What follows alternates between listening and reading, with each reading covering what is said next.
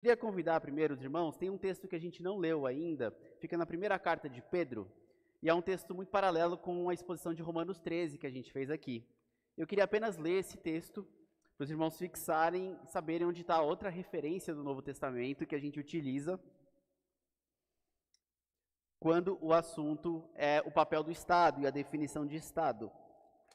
Então, 1 Pedro, capítulo 2, repare na leitura do texto, eu quero que o irmão faça um exercício e tente associar isso ao que nós lemos em Romanos capítulo 13, há 2 domingos atrás, quando nós fizemos e vimos qual que deve ser a função ali do governo, a função do Estado, tá bom?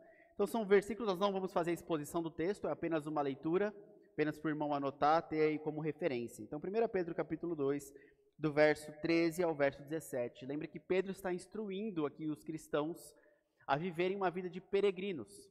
Como é que nós vivemos essa vida num outro mundo? Como nós não somos daqui, ele vai falar agora da relação do cristão com o Estado. E ele diz assim a partir do verso 13: Por causa do Senhor, estejam sujeitos a toda instituição humana, quer seja o rei como soberano, quer seja as autoridades, como enviadas por ele, tanto para castigo dos malfeitores, como para louvor dos que praticam o bem. Porque assim é a vontade de Deus, que pela prática do bem vocês silenciem a ignorância dos insensatos.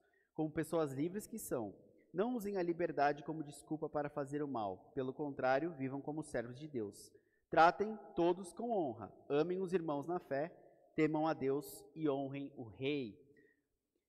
Esse texto ele tem uma exposição própria deles, muitas coisas interessantes aí, o próprio uso do vocabulário rei que Pedro faz quando nós temos o imperador em Roma, por que Pedro usa a palavra rei, como que ele se refere aí à questão da autoridade. No próprio final do texto nós vemos que nós devemos temer a Deus e honrar ao rei. São vocabulários e palavras diferentes para cada um ali das pessoas que ele menciona, mas nós não temos tempo para fazer exposição desse texto, mas apenas eu quero que chame a atenção aí o papel do Estado, certo? Proteger aquele que faz o bem e punir aquele que faz o mal. Ainda que provavelmente Pedro talvez tenha lido a carta de Paulo aos Romanos, por ter escrito essa carta depois, e ele leu Paulo, e ele mesmo fala que os escritos de Paulo são difíceis, mas a mesma ideia que reforça então qual é a função e qual é o papel do Estado. Em Romanos capítulo 13 e em 1 Pedro capítulo 2, são os principais textos que nós temos no Novo Testamento que explica isso. Okay? O que nós temos visto nos últimos domingos? Então, os primeiros tópicos aí, todos os tópicos que a gente abordou. Rapidamente, no primeiro domingo nós falamos sobre a religião e a política do Novo Testamento, o poder dividido, uma monarquia que era diferente das outras nações, onde o rei não podia tudo, mas o rei estava debaixo da lei. O rei não tinha total autoridade, e ele estava sujeito a perder o seu cargo, a perder o seu poder, se ele assim não cumprisse o que estava na lei. Nós vimos 3 casos onde isso aconteceu, com Uzias, com o rei Acabe e com Saul. Ambos ali sofreram penalidades e punições por não cumprirem aquilo que a palavra de Deus diz. Então nós vimos a separação de poderes como uma sabedoria bíblica que deve ser um norte para as nossas escolhas e decisões políticas. Segundo, nós vimos sobre religião e política no Novo Testamento, como Deus agora não tem mais o povo como uma nação, mas a igreja é um povo de Deus espalhado em diversas nações e culturas, como exilados.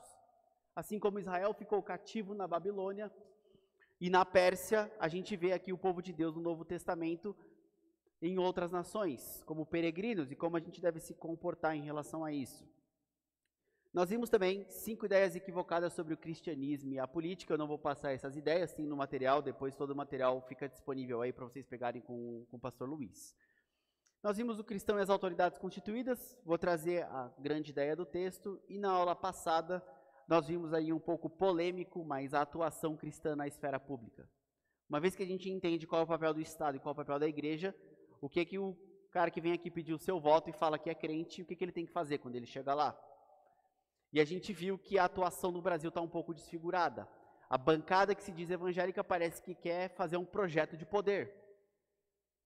Parece que está lá para ficar batalhando para conseguir privilégios para as igrejas. Será que é isso? Continuando ainda nessa revisão, eu espero que com essas aulas, se você era daquele primeiro grupo que negava a política, que achava que política não tinha a ver nada com as escrituras, que política é coisa secular, que ela não interfere, Eu espero que as nossas aulas, os pontos que a gente trouxe aqui, tenha te trazido para uma perspectiva mais equilibrada. De entender que a política tem seu lugar, que ela é algo que foi criada por Deus, que o Estado é importante e que nós temos a nossa função como cidadãos e como cristãos. Então eu espero que esse primeiro grupo, aquelas pessoas que estavam nesse grupo, tenham saído de lá e tenham entendido a importância. Por um lado, nós temos um segundo grupo, e eu espero que você também tenha saído desse grupo, que é o grupo que trata a política como redentora. Como aquela ideia de que nós vamos instaurar o reino aqui, só dar a chave para quando Jesus voltar. A gente vai fazer tudo aqui, só aprontar para quando Jesus chegar e vai estar tudo bonitinho. Ou aquela ideia de que os nossos representantes políticos, se a gente colocar um presidente crente no Brasil, a gente vai resolver, a gente vai converter a nação automaticamente. Que os nossos partidos políticos e representantes são infalíveis, né? Eu não critico o meu cônjuge, eu não critico a minha família, quer dizer, eu critico a minha família, mas eu não critico o presidente da república. Eu não critico o meu político, não fale mal do meu político, do ungido do Senhor na presidência. A gente fala mal do pastor da igreja, mas não fala mal do político. Então, esse segundo grupo, que ele tem a perspectiva correta de deixar entender que a política ela é importante, mas ela não é redentora. Ela não é tudo, políticos não são infalíveis, o poder soberano pertence a Deus e não a nenhum homem, é concedido por Deus e sem ele nenhum governaria. Tire essa ideia de que com o presidente cristão a gente vai converter a nação.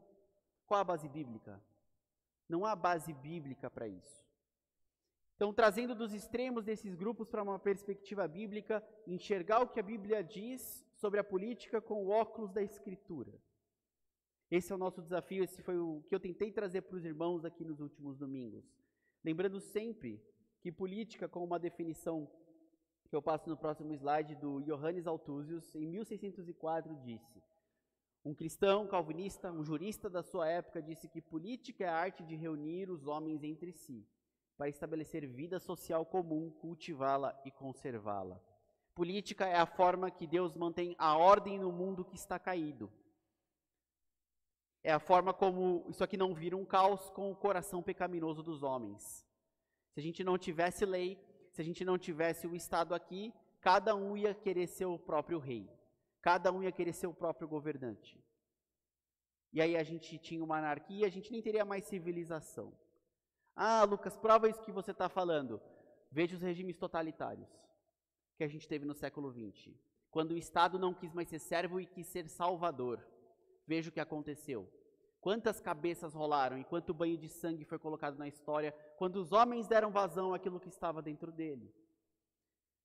Então a nossa sabedoria bíblica norteia a forma como nós vamos falar de política, como nós vamos fazer política, como nós vamos dividir o poder entre as pessoas e entre os partidos. Isso é muito importante. Relembrando a ideia principal de Romanos capítulo 13, de 1 a 7, que nós vimos também há 2 semanas, nós somos chamados a honrar as autoridades que Deus estabelece sobre uma nação.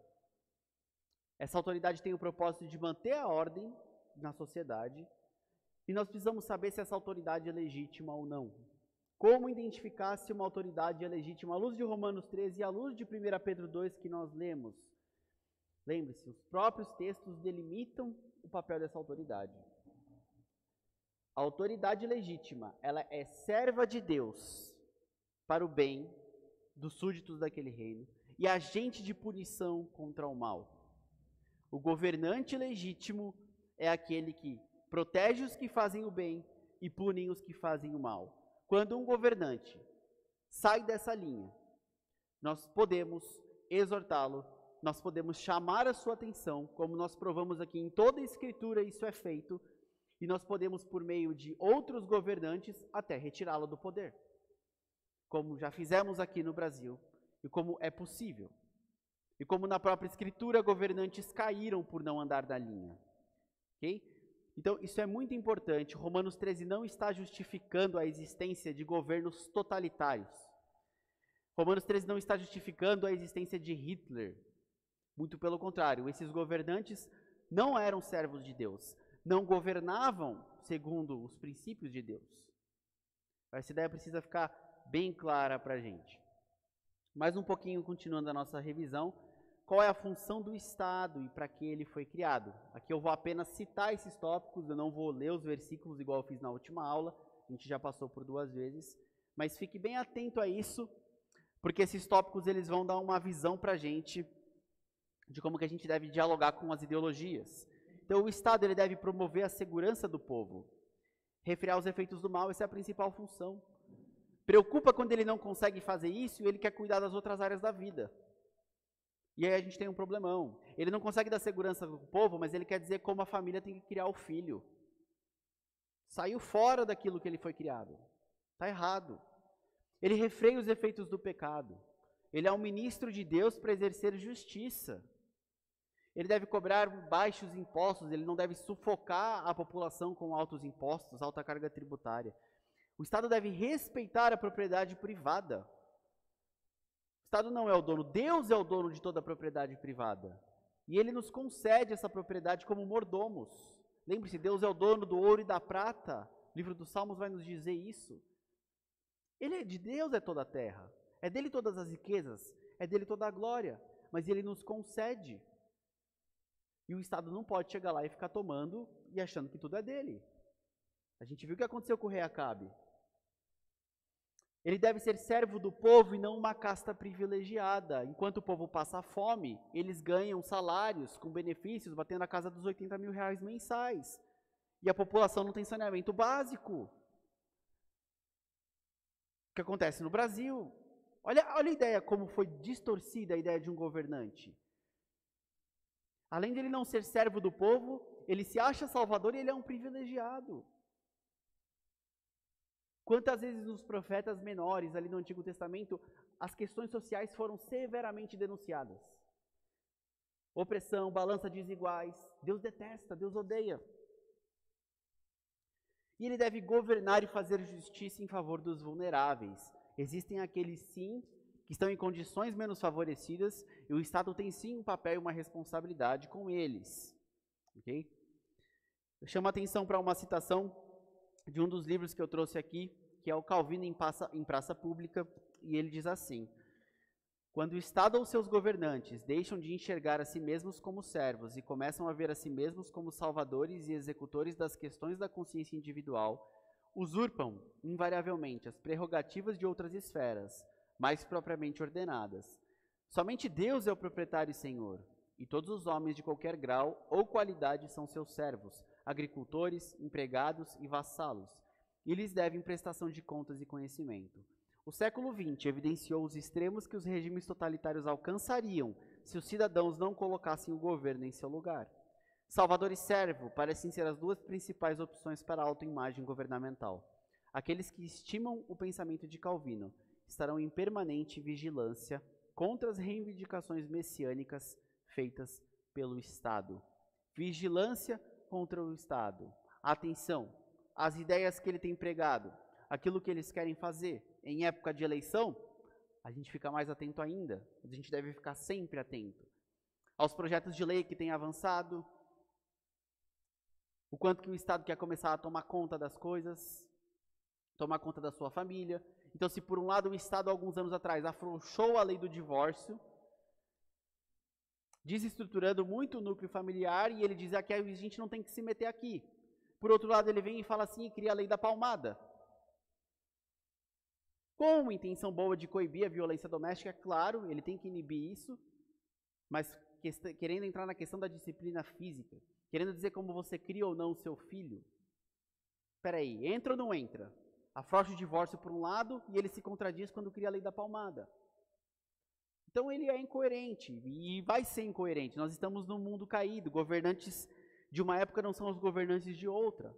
Mudam os deputados, mudam os senadores, mudam aqueles que fazem a lei. Ok? Por fim, então, mais os tópicos que a gente viu aqui, fechando então a nossa revisão. Eu pego o último slide da semana passada, que é diferenciando bem a função do Estado e da Igreja. Está na próxima slide. Isso aqui é fundamental.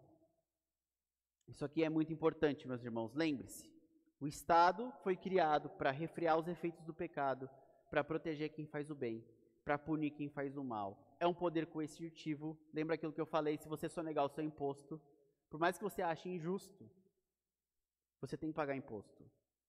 Não é para você fazer justiça com as próprias mãos. Minha opinião pessoal é a gente paga uma carga tributária muito alta no Brasil para aquilo que a gente recebe do governo, que é nada. Porque a gente tem que contratar tudo no privado quando a gente precisa. É triste, é lamentável. Mas a gente não faz justiça criando uma injustiça. Jesus falou que é lícito pagar impostos. Em Romanos 13, nós vimos que nós pagamos impostos para que a autoridade cumpra o seu papel. Então, nós não resolvemos uma injustiça cometendo outra. Por isso que sonegação não é algo que um cristão deve fazer, mas ele comete pecado. Lembra, se você pegar aqui nas estradinhas, aqui Serra Negra e Amparo, e der 130 por hora ali naquelas curvas, tem uma curva de Serra Negra para Amparo aqui, que você fica assim no banco para conseguir fazer, aí você vai lá e coloca 130 e depois você é multado. Ah, não, eu sou crente, filho do Rei Jesus, você não pode me multar. Não tem isso, gente. O Estado está aqui para fazer, e quando a lei cumpre, quando a lei funciona, ela funciona. Ficamos felizes em Atibaia essa semana, porque o ex-prefeito, que é candidato a deputado federal, teve o seu pedido indeferido de candidatura, porque ele é condenado em segunda instância e pegou no ficha limpa. Então, claro que a gente ainda fica olhando se ele ainda vai conseguir uma liminar, alguma coisa do tipo, mas quando a gente olha, um político ficha suja não vai poder ser candidato. Quando justiça é feita, a gente se alegra, porque nem sempre ela é feita. Mas quando a justiça funciona, ela funciona para o bem, ela cumpre o seu papel. Totalmente diferente da igreja. Igreja, você está aqui porque você quer. Falando de liberdade civil, hein, gente? Sem entrar nos debates teológicos da soberania de Deus aqui, estamos falando de liberdade civil. Ninguém te obriga a estar aqui. E a igreja é dada a grande comissão, o pregar o evangelho, o ministrar as ordenanças, são funções diferentes. Ambas são legítimas, a gente não pode confundir. A espada foi dada para o Estado, não para a igreja. A grande comissão foi dada para a igreja, não para o Estado. E é aí que a gente precisa lembrar, então um presidente cristão não vai converter a nação. Não vai ajudar em nada. Não vai mudar as coisas. A igreja tem o seu papel, a igreja cumpre a sua função. O Estado pode obrigar as pessoas a fazerem coisas. A igreja não obriga ninguém a fazer nada. A gente não vê essa ideia de um Estado cristão obrigando pessoas a se converterem. A gente já teve um exemplo disso. Igreja católica, medieval. Algumas ramificações protestantes começaram ali no século XVI com uma associação a uma igreja estatal. Isso nunca acabou bem, gente. Isso sempre acabou em morte. Esse negócio de instaurar uma religião oficial, e se você não segue a religião do governo, você sofre sanções. Vai para um país muçulmano hoje. Um país onde a lei muçulmana, a lei islâmica, é a lei do país. Tenta ser cristão lá. Não é bom, isso nunca funcionou. Em lugar nenhum. Ideias importantes que a gente precisa entender. E quando um cristão, ele entra na esfera pública para ser um deputado, para ser um juiz, para ser um prefeito, ele precisa fazer e brigar e batalhar para aquilo que o Estado foi criado. Não é para conseguir privilégios para a sua igreja, para dar um jeitinho. Ele tem que ir lá para resolver o problema das pessoas, para ajudar a refrear os efeitos do pecado, para proteger quem faz o bem, para punir quem faz o mal. É isso um cristão tem que fazer. Você que é um cristão, por exemplo, pega um exemplo, um cristão que vai trabalhar numa agência bancária aqui da cidade, certo? Está trabalhando lá numa agência bancária, e aí vai aqui um pastor de alguma igreja aqui de Serra Negra e fala assim, você não consegue dar uma isenção de tarifas ali para os membros da nossa igreja, dar um jeitinho ali, por baixo, aquela coisa toda. Você fala, que maravilha, um cristão numa agência bancária dando jeitinho para os membros da igreja. É para isso que ele está lá? Não, ele tem que fazer o quê? Cumprir o propósito pelo qual a empresa dele existe. Tratar todos com equidade. Quando você tem isenção é para um público específico, determinado ali pelo comitê executivo daquela empresa. E aí quando a gente acha que um cristão vai para o Estado, é para governar, para fazer favor? Não é assim quando você está na sua empresa, nos seus locais. Você trabalha para aquilo que aquelas instituições foram criadas. A gente vê para que o Estado foi criado aqui. Para que um cristão na esfera pública deve trabalhar? Para isso. Para a função bíblica do qual o Estado foi criado. Assim como um pastor, um líder na igreja trabalha para que a grande comissão seja cumprida. Para que aquilo que a palavra de Deus estipulou aquilo seja cumprida. Então o pastor não pode vir aqui e começar a distorcer o propósito da Bíblia, a distorcer o propósito da igreja. As coisas têm propósito, e a gente precisa entender quais são os propósitos pelo qual a igreja e o Estado foram criados e como que a gente tem que analisar isso. Fechei aqui em 20 minutos o que a gente viu aqui nas últimas aulas, então tem bem mais conteúdo sobre cada um desses temas. E agora eu quero trabalhar alguns pontos práticos em relação aos temas que a gente viu, meus irmãos. E falando de atuação cristã na esfera pública, eu quero mostrar para os irmãos agora de forma prática como é que foi essa influência cristã na esfera pública, como um primeiro tópico. Eu quero mostrar alguns mapas e alguns dados interessantes para os irmãos. Primeiro mapa é o índice da percepção da corrupção em 2021. Porque a gente fala sobre tudo isso, a gente fala legal, muito bom, a gente vê a sabedoria bíblica dando um norte para a nossa política, mas a gente se pergunta, mas a justiça mesmo, quando ela vai haver? Quando vai ter justiça total? Quando Jesus voltar e quando o reino dele for definitivamente implantado. E a gente precisa entender que antes do retorno de Cristo não haverá nenhuma sociedade justa, mas haverá algumas sociedades mais justas que as outras. Entendeu? Não vai haver nenhuma sociedade perfeita, justa, mas haverá algumas sociedades mais justas que as outras. E quais são as características delas? E a gente vai ver algo muito interessante aqui. Esse mapa do índice de percepção da corrupção, onde está mais clarinho no mapa, é menos corrupção. Quanto mais a cor escura e vermelha, maior corrupção. E aí eu vou pegar aqui e vou falar, olha para o Brasil e lamente pelo país, ok? Aí você vai ver nos outros também. Aí quando a gente pega onde que tem menos corrupção? Estados Unidos da América, Canadá, América do Norte e Europa. Ok? Anote essa informação, porque ela tem relação com todas as outras que eu vou falar aqui. Quais países foram fundados, se não com todos os princípios que eu falei aqui, mas com base nesses princípios que eu falei aqui? Estados Unidos da América e Europa. Esse é o primeiro dado. Índice de percepção da corrupção. Não são países onde a corrupção é zero, mas onde ela é punida, onde ela é combatida com mais eficiência e existe menos, tá bom? Eu vou passar para o segundo índice, segundo mapa. Esse mapa diz respeito à liberdade de imprensa. Liberdade de imprensa. Onde está mais claro, há mais liberdade de imprensa. Onde está mais escuro, não tem liberdade de imprensa. Se você se atrever a criticar um governante num desses países escuros, ou você vai para a cadeia, ou você morre. Tem um lugar aí que é preto, gente. Tem países aí que é preto. Aí, de novo, eu chamo a sua atenção. Onde são os países mais claros? E ele conversa com o primeiro mapa. No Brasil está ruim. Tem país, e aqui a gente não tem nenhuma perseguição institucionalizada, embora jornalistas são perseguidos, existe muito cancelamento aqui, existe censura, certo, Moisés?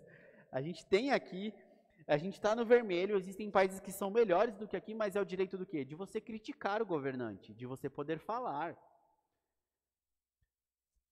Gente, o fato dos governantes serem criticados, por mais que seja o que você gosta ou o que você não gosta, é um sinal de saúde para o país. E todo governante, nenhum deles, por exemplo, gosta da Globo.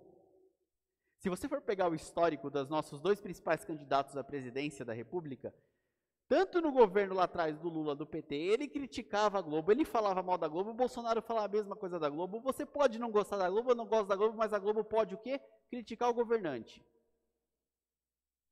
Ela pode criticar o governante. Isso é um ponto importante, porque tem lugares do mundo que você não pode criticar o governante. Então veja, críticas a governo é um sinal de saúde, é um sinal de liberdade. É importante. Por mais que você não goste, está pegando no pé do meu político de estimação, tem que falar. O governante está aí para ser criticado. O governante está aí para ser servo do povo. E quando ele não faz isso, ele tem que ser questionado. Quem paga os salários do governante, gente? Nós. É a gente. Não tem que ficar morrendo de amores por eles, ficar se matando ali por eles.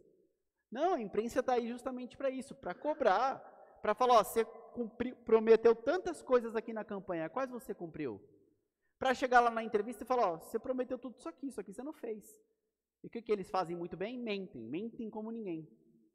Distorcem aquilo que falaram. Não, mas o que eu prometi lá atrás era outra coisa. Está aí para isso. Liberdade de imprensa é um sinal de saúde. Então você soma aqui. Índice da corrupção e liberdade de imprensa. Mesmo os mapas são mais claros. Eu vou passar para o próximo agora. É o índice de liberdade econômica. Tá?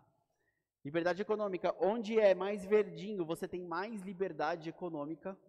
E onde é mais vermelho, onde está mais escuro, você tem mais regulação estatal e mais dificuldade para você poder exercer o seu negócio, para você poder abrir a sua empresa.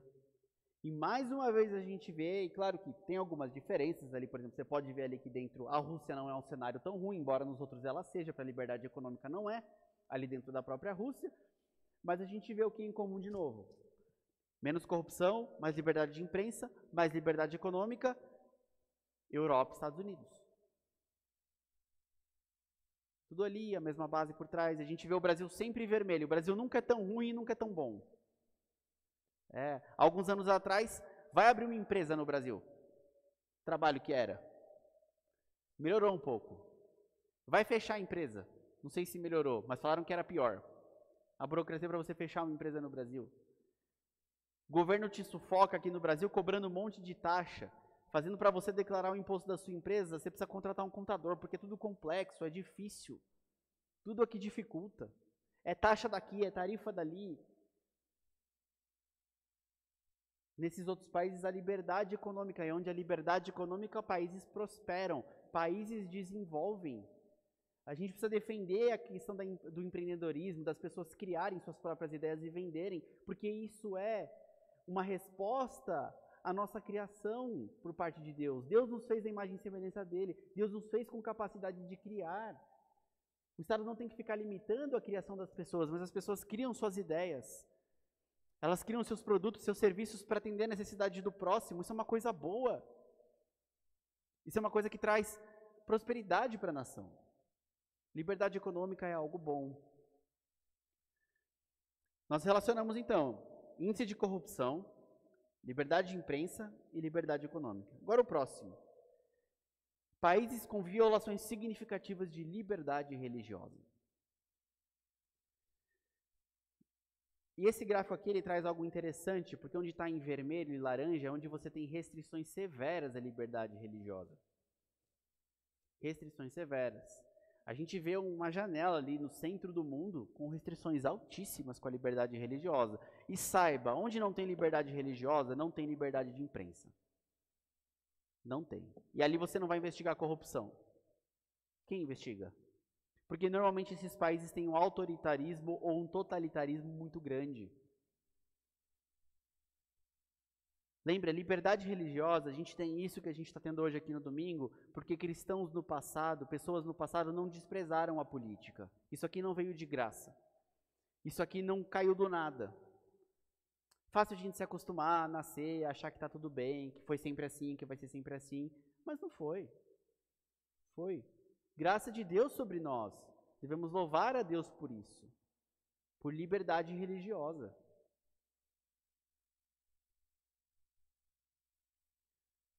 Então eu peço que você faça aqui uma relação e observe aqui de forma prática, no dia a dia das nações, dos países, como que aqueles países que tiveram esses princípios, ou parte deles daquilo que a gente falou aqui, como que isso influencia. Questão da corrupção, questão da liberdade de imprensa, questão da liberdade religiosa e questão da liberdade econômica. Por fim, eu resumo isso em 5 princípios que a gente deve procurar em todo o país que de fato for influenciado pelos princípios da palavra de Deus e da sabedoria bíblica, ele vai ter. O primeiro princípio é o reconhecimento de que há um legislador transcendente. E não precisa ser crente para acreditar nisso. Não precisa ter o governante ser cristão, o país ser cristão para acreditar nisso. Mas é você acreditar nas leis da natureza de Deus. E por que eu falo isso? Porque a menos que a justiça seja construída sobre uma justiça que seja transcendente, objetiva, se ela não for construída nisso, ela vai ser construída sobre a moralidade do homem. Ela vai ser construída por alguém que está no poder. E aí o que a gente tem? Revolução, sangue e morte, invariavelmente. Quando aqueles que se acharam senhores, deuses, desprezaram a lei natural, a lei de Deus, vem aqui que a gente vai fazer do nosso jeito, a gente vai resolver os problemas da humanidade. O resultado é catastrófico, sempre.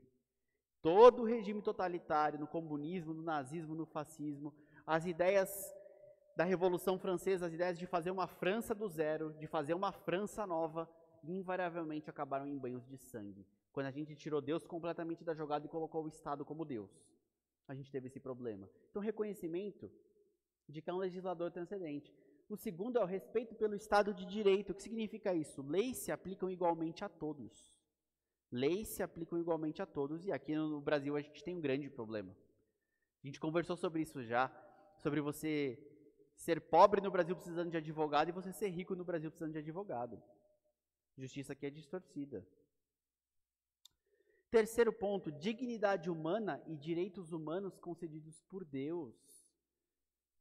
Sociedades justas sustentam a dignidade de todas as pessoas, independente de cor de pele, de sexo, de etnia, de religião. Qual que é o princípio aqui? O ser humano é portador da imagem de Deus. Tem igual dignidade e valor incalculável. Não por causa dele. A gente é lixo. Mas a gente é a imagem de Deus e é aí que está o nosso valor. Somos criados iguais e dotados pelo Criador de direitos inalienáveis. Como que ocorre em sociedades injustas? Desumanização de certos grupos, racismo, antissemitismo. Pega alguém e fala que ele não é digno. Começa a criticar uma certa parcela da sociedade. Perigoso. Por isso que essa ideia de uma nação dividida, o nós contra eles, que existe no Brasil até hoje, perigoso isso. A gente começa a eliminar certos tipos de pessoas. Falar que tais pessoas não são dignas. Dignidade humana e direitos humanos concedidos por Deus, porque todos somos criados à imagem dele. O combate à corrupção, certo? Então aqui o abuso de poder tendo em vista o favorecimento pessoal, então você usa o poder para encher o seu bolso de dinheiro, isso é corrupção. E com raras exceções, os países com menores níveis de exceção que eu mostrei nasceram de uma estrutura judaico-cristã. Por quê? Deus ama a justiça, Deus não é parcial, ele não aceita suborno, ele não aceita balanças desonestas. Por isso. Esses princípios estão na palavra de Deus. Sem parcialidade, com justiça, sem balanças desiguais. E 5, a constituição do devido processo legal. O que é isso? Descrever o tratamento que alguém que é acusado deve ter, porque ele é portador da imagem de Deus. Então você deve ter um julgamento digno. As pessoas devem ter um julgamento digno. A presunção de inocência até a prova do contrário. Qual que é a base bíblica para isso, Lucas? Você vai perguntar. E eu vou falar para você. Isso também é fruto do processo da civilização judaico-cristã. Deuteronômio 19:15 diz assim: uma testemunha não poderá se levantar sozinha contra alguém por alguma maldade ou algum pecado, qualquer que seja o pecado cometido. O pecado se estabelecerá pela palavra de 2 ou 3 testemunhas. Deuteronômio 19:15. Esse princípio de que para você poder acusar alguém, você tem que ter testemunha. Sabe quem usa isso no Novo Testamento? 1 Timóteo 5:19, para acusação de presbítero na igreja. Se alguém tem alguma crítica, alguma acusação, algum pastor, algum presbítero, só deve ser aceita por 2 ou 3 testemunhas que comprovem aquilo. Você não pode levantar do nada e querer fazer uma revolução na sua igreja. Você tem que ter prova. Tem que ter mais 2 ou 3 testemunhas que falem contra você. E esse é o princípio para um julgamento. Eu acuso alguém aqui de cometer um crime. Eu tenho que provar. E essa pessoa tem que receber um julgamento justo. Então esses princípios aqui, eu trato esse livro aqui. Eu tiro desse livro aqui que é Porque a Justiça Social Não é a Justiça Bíblica. É um apelo urgente aos cristãos em tempos de crise social. É um recente lançamento, é uma linguagem muito fácil. Vale como obra introdutória da Vida Nova. É um livro relativamente curto. Não tem nem 200 páginas. Então, para muita gente pode ser um livro grande. Para muita gente pode ser um livro curto. Mas ele traz muito isso, faz uma análise muito legal das sociedades. E vale a pena a gente ver esses princípios. Por fim, irmãos, aqui eu pego e a gente tira um pouco dessa questão da influência cristã na esfera pública, e agora eu quero trazer outras questões práticas e outros tópicos. E agora nas eleições o primeiro alerta que eu quero dar para os irmãos ali, continuando essa forma prática, é o cuidado com partidos políticos. Você sabe o que são esses partidos? Aonde são esses partidos que eu estou mostrando aqui no slide? Ninguém tem ideia? Não, vocês já viram a aula, vocês não contam. Estados Unidos da América. Você fala, nossa, mas lá não tem só 2 partidos? 2 que você conhece. Existem 2 partidos grandes de fato, os republicanos e os democratas, mas você tem outros partidos lá, que não conseguem representação nacional. E por que eu estou falando isso? Porque eu quero mostrar como é lá, como é em outros países e como é aqui. Lá você tem 2 partidos grandes, com ideologias fortes dos seus partidos. Eles, de fato, têm ali ideologias e ideias que eles brigam nos partidos, tá? Principalmente ali o Partido Democrata e o Partido Republicano. Mas ainda assim, eles têm 9 no país inteiro. E eles têm muito mais gente que a gente. A população americana é muito maior. Anote isso. Estados Unidos da América. Próximo.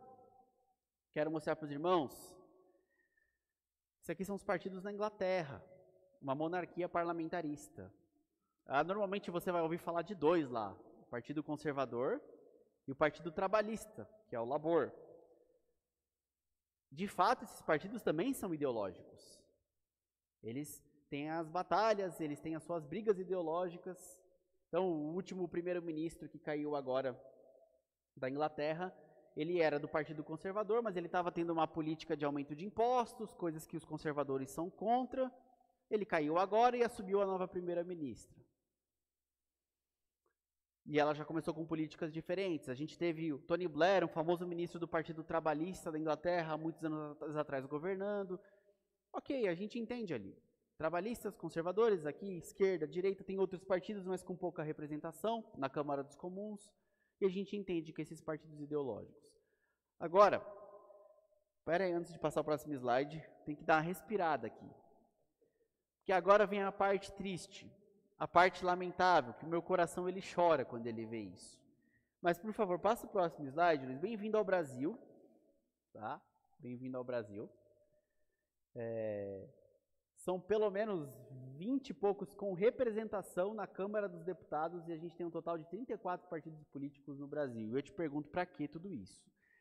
E aqui é que mora o perigo quando a gente fala das eleições. Irmãos, 95% desses partidos políticos não são ideológicos. Eles são fisiológicos. O que significa?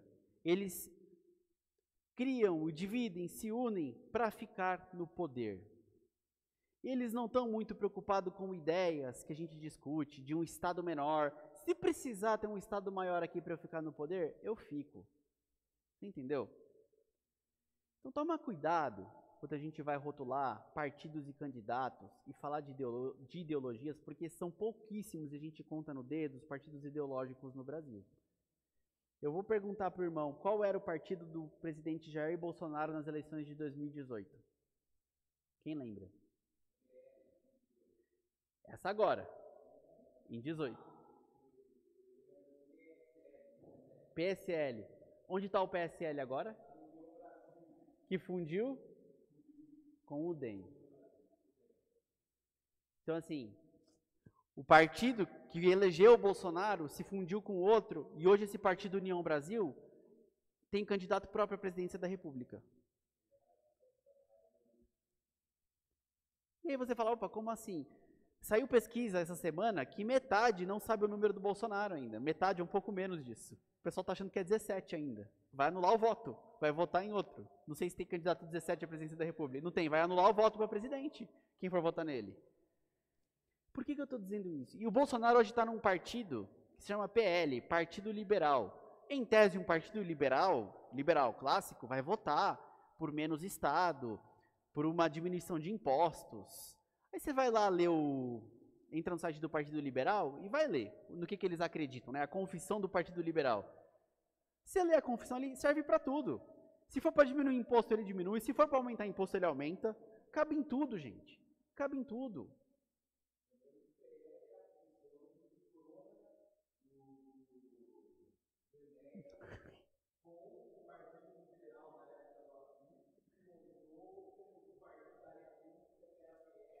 Sensacional.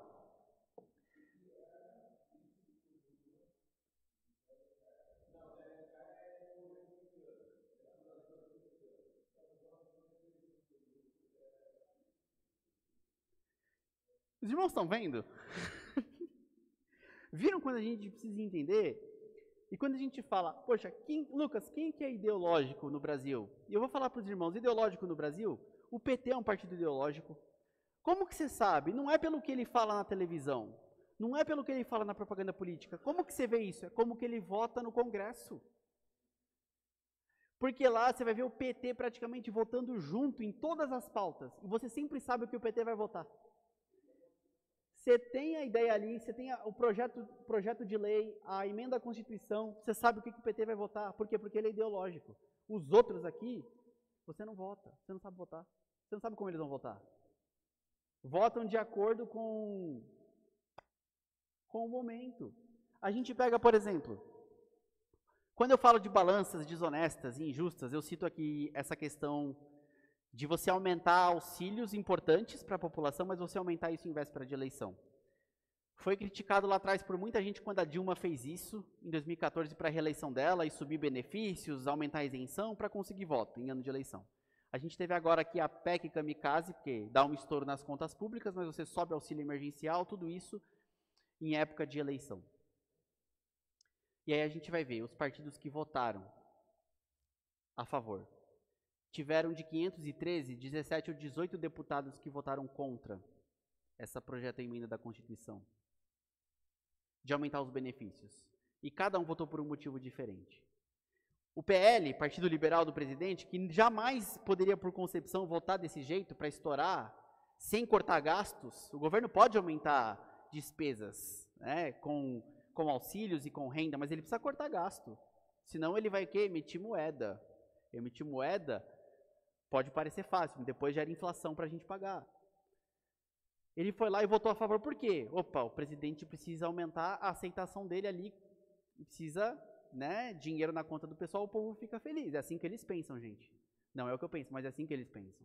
Aí você viu lá o quê? O PT sabe que se ele votasse a favor, ele ia ajudar o Bolsonaro a ganhar votos com os mais pobres. Só que ele não pode votar contra, porque senão ele é usado de arma contra. Fala assim, o PT votou contra os pobres. Ele foi lá e votou a favor. Quem que votou contra? 17 ou 18 deputados que de fato são ideológicos à direita, que entendem que isso a longo prazo faz mal para o país, e que entendem que isso era barganha eleitoral. 17 ou 18 deputados de alguns partidos políticos. Porque a direita no Brasil, a direita liberal, conservadora, que de fato é a direita, ela é muito nova e muito recente no país. E aqui não é preferência ideológica, o que eu estou falando são fatos. E aí você pega o PT, que tem uma pauta muito mais de trabalho, mas ele pega o que? As pautas do PSOL. O PSOL é aquele partido das pautas identitárias, das minorias. Sempre vai brigando e gritando por minoria. O PT precisa deles, então eles fazem esse jogo. Por que eu trouxe essa questão dos partidos? Toma cuidado quando você vai rotular essa questão agora de eleição, o partido do cara. O PL e o PT são rivais na eleição nacional, Lula e Bolsonaro. Em alguns estados por aí, eles estão juntos na eleição de governador. Toma cuidado. Não traga essa questão política partidária para a questão de Serra Negra. Você tem que entender como funcionam os partidos aqui em Serra Negra, que deve ser diferente de como funciona no nível do estado de São Paulo e que deve ser diferente de como funciona na nação. Então toma muito cuidado com essa ideia de partidos políticos. Aqui alguns alertas, irmãos. Grande maioria dos partidos políticos no Brasil são pragmáticos e não ideológicos ou fisiológicos. Eles vão se juntar e fazer para manter o próprio poder. Partidos políticos podem ser aliados e adversários na mesma eleição. O nome do partido político é uma fantasia e não necessariamente condiz com sua orientação ideológica. Quer saber como é um candidato, como é um deputado, um senador ou seu partido? Veja como ele vota nas matérias do Congresso. Aí você descobre o que de fato ele pensa. É ali que ele mostra quem de fato ele é. Partidos se dividem e se fundem para manter-se no poder acima de qualquer ideologia. A maioria dos políticos faz a mesma coisa. E eu digo, não se esqueça que existe fundo partidário no Brasil, que é um dinheiro dos impostos da população que mantém os partidos políticos funcionando, fundo partidário, e que, na minha concepção, partidos políticos deveriam funcionar igual funcionam igrejas e associações religiosas. Quem mantém essa igreja? Os membros dela, aqueles que acreditam que ela deve funcionar. Um partido? Quem deveria manter o partido? Quem acredita que ele deve funcionar. Certo? E a gente tem o fundo eleitoral. 5 bilhões para os partidos e candidatos disputarem a eleição. Ah, como muda isso? Tem que trocar os deputados e senadores. O presidente da República não resolve essa situação. Então, esse primeiro alerta, cuidado com partidos políticos, irmãos. Muito cuidado com isso. E agora, quero trazer uma agenda para o voto consciente. São 10 dicas aqui para você poder se nortear, baseado no princípio nos princípios que a gente falou aqui. Mas eu trago o resultado de uma pesquisa da CNN Brasil, que foi feita algumas semanas atrás, que mais da metade dos eleitores, 55% dos entrevistados, admitiu não saber o que um deputado federal faz. É muito grave, irmãos, a gente não saber o que um deputado federal faz. O que um senador faz, a gente precisa saber essas coisas. Eles é que mudam o país, é eles que impedem um presidente ruim de fazer coisas piores com o país. Então, se você está com medo do presidente, um congresso forte segura o presidente, por mais ruim que ele seja. A gente precisa entender o que faz um deputado, o que as casas legislativas, a casa do povo, elas fazem. Não pega a cópia de listinha na última hora. Já vai pesquisando antes. Esse é o voto mais importante, aqueles que vão representar. Então, aqui, rapidamente, alguns tópicos, algumas dicas para os irmãos. Né? Conheça bem o candidato que receberá o seu voto. Ah, como que faz isso? Pesquisando, gente. Não tem receita de bolo, não tem menos trabalho. É exercer com excelência aquilo que a gente é chamado a fazer. Então, se você quiser saber quem você vai votar, conheça bem o seu candidato. Segundo, examine os projetos do candidato para saber se estão de acordo com o partido ao qual ele está filiado. Aqui é difícil, mas veja os projetos do candidato para você saber quais são as ideias dele. Né? O que ele representa? Ele gosta de mais Estado? Ele gosta de menos Estado? Ele quer entrar lá para diminuir o poder dos políticos ou não? 3. Lute contra todas as formas de corrupção, apoiando mecanismos do controle do uso do dinheiro público e das prioridades do governo. Qual candidato que quer entrar lá para reduzir os gastos do governo? Procure pautas assim, aqueles que vão diminuir o papel do Estado como Senhor e Salvador e vão querer um Estado servo. 4. Apoiem propostas que defendam a vida e a dignidade do ser humano em qualquer circunstância. Tomar cuidado com esse tipo de agenda. Para a fé cristã, a vida humana é dom de Deus, desde a concepção no ventre materno até o dia da morte. Proteger a vida inclui combate ao aborto, a eutanásia. Reprimir a violência com criação de políticas públicas, de segurança pública bem realista. Não é só aborto que está aqui, dignidade humana é com segurança pública. Promover uma ética do trabalho que enfatize virtudes bíblicas como honestidade, pontualidade, diligência, defender o direito à propriedade privada. O Estado é servo de Deus.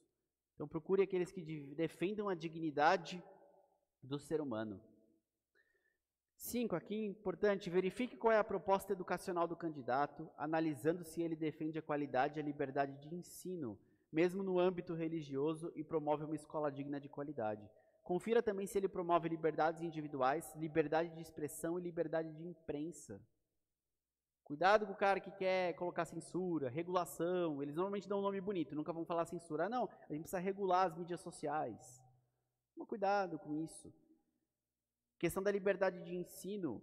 Eu sei que dentro da igreja, se você for fazer uma pesquisa, quem é a favor da educação domiciliar ou não, metade da igreja vai responder que sim, metade que não, metade não faz ideia do que está falando. Aqui o ponto, irmãos, não é votar em quem é a favor de homeschooling ou contra, mas em quem vai falar assim, ó, isso é uma decisão dos pais. Isso é um bom candidato. Aquele que vai falar, ó, quer educar em casa, quer levar para a escola, a família que decide. Não é o Estado que tem que obrigar a criança a estar na escola. Claro que no nosso contexto brasileiro, o Estado precisa de checklists ali para poder dar educação domiciliar. Nós não podemos importar o modelo americano e achar que aqui vai funcionar igual. Mas a liberdade da família escolher como que ela quer educar os seus filhos. Os filhos são dos pais e não ao Estado, mas tem gente que acha que não. E tem muito deputado e senador por aí que acha que a criança é do Estado. Então toma cuidado com isso. 6. Rejeite candidatos e partidos com ênfase estatizantes e intervencionistas nas esferas familiar, eclesiásticas, artísticas, trabalhista e escolar, os quais concebem um ambiente em que há pouco ou nenhuma liberdade pessoal ou econômica. Toma cuidado com aqueles que querem dizer que o Estado vai resolver todos os seus problemas, entrando na sua casa, no seu trabalho, com tudo. A gente sabe onde isso vai parar. Lembra que a gente viu, para a fé cristã, família, igreja, trabalho, escola, são independentes do Estado, porque não precisam do Estado para existir. Logo, o papel do Estado é aquela ideia de um mediador, quando essas esferas entram em conflito, para defender os mais fracos contra o abuso dos mais fortes. Ponto 7. Toma cuidado com isso aqui. Repudie ministros, igrejas e denominações que tentem identificar ideologia com o reino de Deus ou com a mensagem bíblica. E se você estava achando que o resto que eu estava falando estava batendo na esquerda, cuidado que a direita cai muito nesse pecado. Tá? Cuidado com ministros e candidatos e denominações que tendem a identificar ideologia com o reino de Deus ou com mensagem bíblica. Tá cheio de pastor aí no horário do culto trazendo candidato para fazer campanha política. Para levantar bandeira de partido. Que tem o seu partido. A própria... Uhum.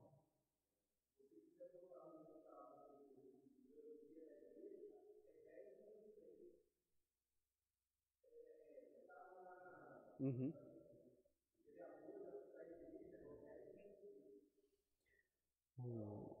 E você perigou, o pastor é popular na cidade. Vamos... Pode falar, irmão. Mauro, alô. Alô, gente. Pede o microfone antes, senão não vai. O Lucas tocou num ponto agora muito importante com relação à responsabilidade nossa diante de tudo que nós estamos ouvindo aqui, né? Uhum. Você disse, cuidado com pastores que trazem candidatos no horário de culto, você disse claramente isso, para fazer propaganda política, né? Diante de tudo isso que nós aprendemos, eu fico observando a nossa responsabilidade em julgar corretamente a coisa, né? No sentido assim de o candidato, né, vamos escolher, e a gente fica com a mão meio atada, né? Porque até que nós, durante o nosso dia a dia no trabalho e tal, como é que nós vamos lembrar de tudo isso? Lógico que eu gostaria de ter esse material para eu estudar em casa e tal, né? Mas assim, nem todos vão fazer isso, né? E tem pessoas que mais capacitadas que nós para assimilar tudo. E não sei o que você acha, o pastor também pode falar, sobre ter um dia, já que estamos em tempo de eleição, fora de dia de culto e tal, não é sugestão, eu estou só perguntando, de reservar um dia no nosso espaço físico para dizer, ó, candidato fulano de tal, a igreja, o pessoal, os membros, as pessoas da igreja que frequentam aqui, querem ouvir e querem fazer perguntas, né? E sabatinar a pessoa aqui e convidar as pessoas, às vezes também abrir para o bairro, sei lá, né? Mas a gente ter perguntas, já como a televisão faz, em cima dos princípios que nós estamos aprendendo aqui. O que você acha disso? Super válido. Eu acho que é super válido, assim, a igreja usar o espaço físico dela fora do horário de culto para abrir para a comunidade o seu espaço. Aí, muita sabedoria, se você vai convidar um candidato, por exemplo, tem 4 candidatos aqui a prefeito de Serra Negra, vamos supor, convide os 4. Porque se você deixar de convidar um, ou se você convidar 2, vai ter a questão. Então, assim, a gente trata todos com igualdade, então você pode estender sim o convite, eu acho que é super válido abrir o horário, abrir para a comunidade aqui, porque a igreja faz parte da sociedade civil e ela pode sim fazer perguntas. Você ia falar, Lu? Sobre isso que o Mauro está falando, semana passada a gente conversava sobre isso lá em cima, né? Isso, né? A gente estava conversando sobre isso e eu fiz essa pergunta para ele, porque eu conheço igrejas que fazem isso e é muito joia.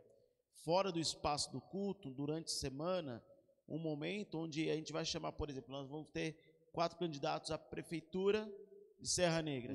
Na terça-feira à noite a gente vai ter aqui o candidato A, Mas ele não vai fazer propaganda. É a ideia da igreja fazer perguntas. Sabatinar mesmo. Falar, você pensa sobre isso, você pensa sobre aquilo. E cada dia da semana a gente ter para nós podermos... Isso não é para abrir para a cidade, é algo da igreja. Para que a gente possa conhecer melhor, para a gente saber melhor quem é. No dia seguinte tem o candidato B. Isso fora do ambiente do culto, da aula, algo bem reservado para os membros da igreja. E isso ajuda a igreja nas votações. Sim, A ideia é mais a gente falar do que eles, para conhecê-los. Então, só voltando naquilo que você estava falando, o irmão da nossa igreja recebeu um comunicado no WhatsApp, numa propaganda política, de um outro irmão, né, de outra denominação, dizendo para ele se ele não tinha candidato, para ele poder pensar naquele candidato que ele estava oferecendo, que ele tinha metas a cumprir. Metas... Ah, tá, pro pastor... Ah, entendi. E essa questão, meus irmãos, quando a gente entende bem qual é o papel do Estado da igreja, a gente evita muita cilada, né? Tá até repercutindo aí uma passagem bíblica do Malafaia, usando uma passagem bíblica fora de contexto ali com o Bolsonaro ali junto. Gente, qualquer pessoa que fez 2 aulas de EBD ali, introdução bíblica, sabe que o Malafaia estava usando de uma ironia ali. E eu estou citando público porque o vídeo está público na internet, você vai achar no Twitter, no Facebook, no Insta. Ele ali, uma passagem que citava Jair em Juízes falando do Bolsonaro. Ele num ambiente eclesiástico, de culto. Olha, aquilo, não estou falando ali, você vai ter provavelmente 2 escolhas no segundo turno, entre Bolsonaro e Lula. Daqui não é a questão em quem você vota. Votar não é aprovar tudo que a pessoa faz. Não é isso, só esclarecendo. Mas ali você vê claramente uma distorção ali do púlpito, da própria palavra de Deus, quando a palavra de Deus é usada distorcidamente. A gente vê um político citando versículo, a gente fica todo feliz, o cara usa fora de contexto, a gente aprendeu que isso é heresia na igreja, e a gente acha legal.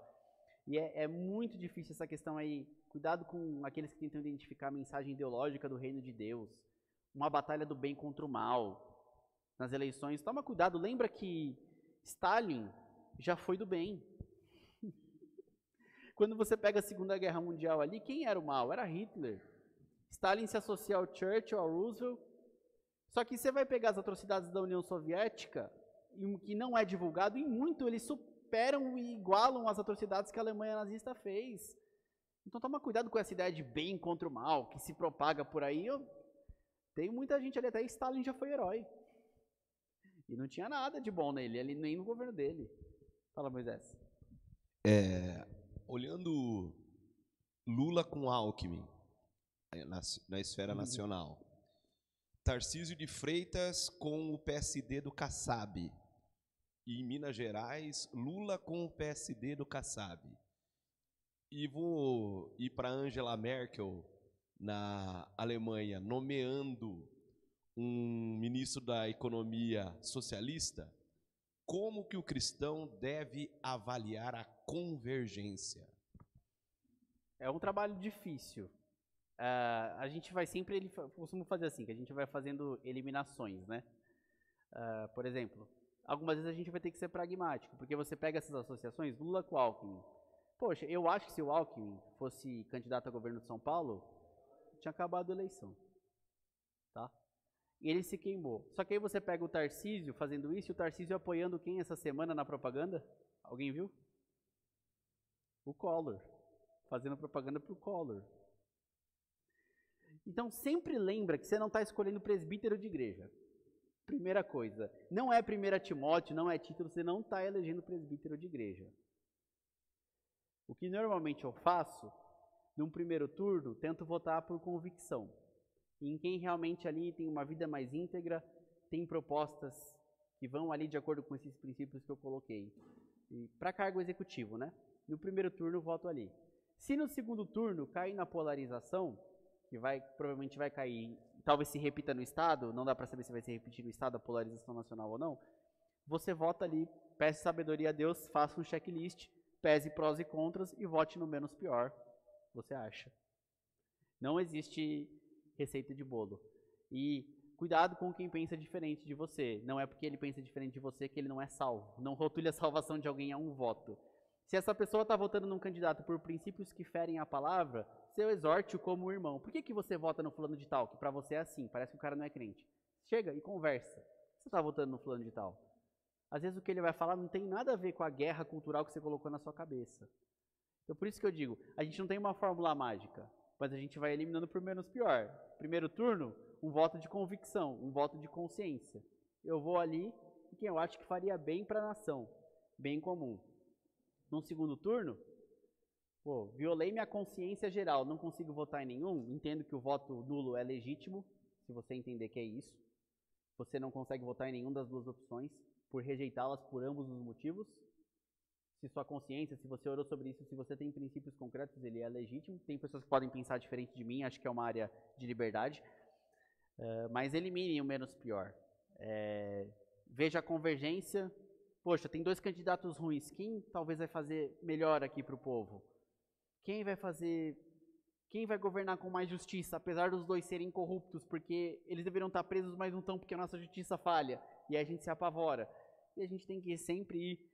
Quem às vezes vai defender menos Estado? Quem vai censurar menos? E aí você acaba indo no menos pior ali e vote lamentando e orando. Faça isso muitas vezes. Já para deputados e senadores, tem gente boa. Tem gente nova chegando. Muita gente boa. E aí vale a pena pesquisar realmente. Tem gente que é totalmente ficha limpa, íntegro, com ideias daquilo que a gente discutiu aqui. E vai. No Poder Executivo também tem a governador e a prefeito, governador, prefeito, presidente, mas esses caras normalmente estão com 1%, 2%, mas ninguém vota neles. Ninguém vê que é a melhor proposta, o melhor projeto. Infelizmente, é um trabalho de formiguinha.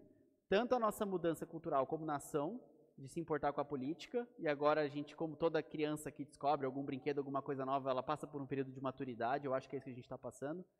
Como para a gente que é cristão, está aprendendo tudo isso aqui, que a maioria dos cristãos do Brasil nunca viu, não faz ideia, não tem acesso, não tem a mínima noção de que a Bíblia dá sabedoria para essa área, também é uma questão cultural. E aí cabe a nossa parte de conversar com as pessoas, de tentar fazer o nosso melhor, mesmo que a gente não veja resultado a curto prazo, faz parte daquilo que Deus nos chama a fazer, né? Então, assim, difícil só responder sua pergunta, Moisés, mas eu falei aqui alguns dos princípios que normalmente eu utilizo para fazer o meu próprio voto, tá?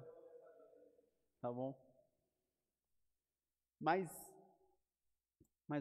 8. Apoie candidatos comprometidos com propostas e leis que sejam derivadas da lei de Deus, conforme reveladas nas Escrituras, pois essa é a fonte última e absoluta de ética pessoal, eclesiástica e social. É um resumo de tudo aquilo que a gente viu aqui, que apoie liberdade, a dignidade do ser humano, liberdade de expressão, liberdade da família. 9. Valorize candidatos e partidos comprometidos com o modelo republicano de governo, no qual a nação é governada pela lei constitucional e administrada por representantes eleitos pelo povo, e em que a divisão e a separação entre os poderes executivo, legislativo e judiciário, de modo que nenhum governo ou ramo do governo monopolize o poder. Esse ponto é importante. Vote em candidatos que são a favor de você ter oposição no país. Vote em candidatos que são a favor da troca de poder. Vote em candidatos que querem acabar com a reeleição para presidente, para governador, que é um dos grandes maus que a gente tem no nosso Brasil. Reeleição. Porque chega agora no último ano, nos últimos 2 anos, ele parou de governar, ele esquece o país, ele só está preocupado em ser reeleito. E para você poder acabar com reeleição, você precisa de maioria qualificada no Senado e na Câmara, que não é metade mais uma, são 3/5 de cada casa aprovando essa mudança, porque é emenda constitucional. Então, quem vai diminuir? Tira a eleição, fez mal, a reeleição faz mal para o Brasil. Para presidente da República nos Estados Unidos, o cara pode ficar 2 mandatos. Você vê, o Obama não pode voltar. O Trump pode, porque ficou 1. O Obama não pode votar mais. A gente vê o Lula, que já governou o país por 8 anos, voltando a disputar a eleição. Chega. Alternância de poder é importante para a nação. Então, candidatos ali com compromisso, sabe? Que ressaltem, que entendam a limitação do poder do Estado. Que o governo civil não tem autoridade para cobrar impostos exorbitantes, redistribuir propriedade, confiscar depósitos bancários. Então a gente tem que tomar cuidado com tudo isso. Apoiem candidatos que enfatizem as funções primordiais do Estado. Quais são essas funções? Aquelas que eu passei ali, aquela listinha do começo da aula de qual é a função do Estado, né? E que Cristo Rei, o nosso único absoluto e soberano, aquele que de fato tem todo o poder, ele nos conduza nas nossas opções políticas. E que nós façamos da nossa participação na política um gesto de amor a esse país e aos nossos irmãos e irmãs, para a glória de Deus.